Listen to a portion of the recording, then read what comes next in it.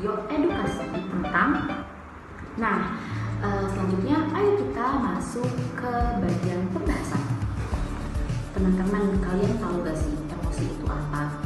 Jadi emosi itu adalah sebuah perasaan batin yang muncul sebagai respon terhadap suatu tindakan atau pengalaman.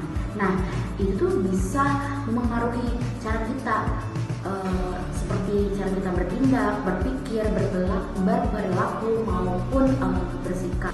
Nah, dalam kehidupan anak muda zaman sekarang ini, kita kerap kali mendapat tekanan-tekanan yang luar biasa. Nah, tekanan-tekanan tersebut itu terjadi akibat tuntutan yang terus-menerus. Nah, dalam tuntutan yang terus-menerus ini adanya emosi yang tidak tersampaikan, seperti misalnya sedih, marah, kecewa, dan lain sebagainya. Nah, ada satu konsep yang dimana kita sering salah mengartikan sebagai pasrah atau memendam emosi, yaitu sabar.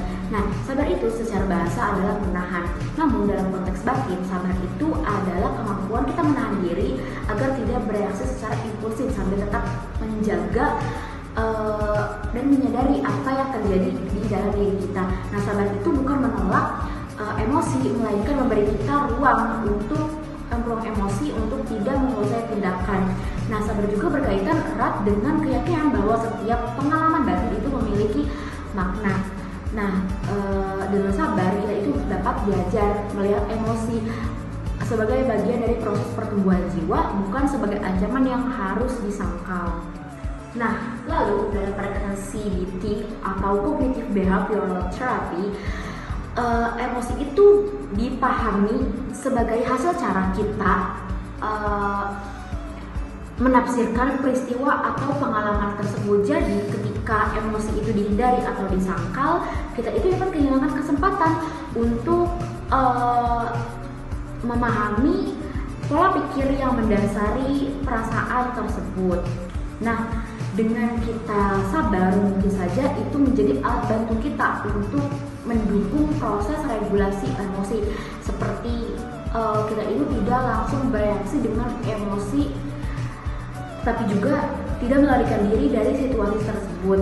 Lalu juga memberi kita jeda antara emosi dan tindakan, sehingga kita itu dapat merespon emosi tersebut secara lebih sadar dan lebih baik tentunya. Nah, lalu sebenarnya yang kita butuhkan itu bukan harus menjadi kuat atau selalu menyangkal emosi kita, tetapi kita itu harus lebih jujur kepada diri kita sendiri. Nah, mungkin sabar itu mengajarkan kita bahwa emosi itu tidak harus disangkal dan penderitaan itu tidak harus selalu kita tahan.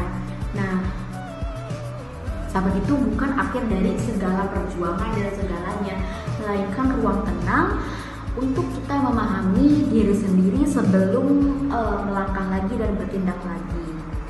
Mungkin pembahasan yang aku sampaikan cukup sampai di sini saja. Semoga video yang aku buat kali ini bisa bermanfaat. Sekurang-kurangnya mohon maaf. Wabillahi taufiq wal hidayah. Wassalamualaikum warahmatullahi wabarakatuh.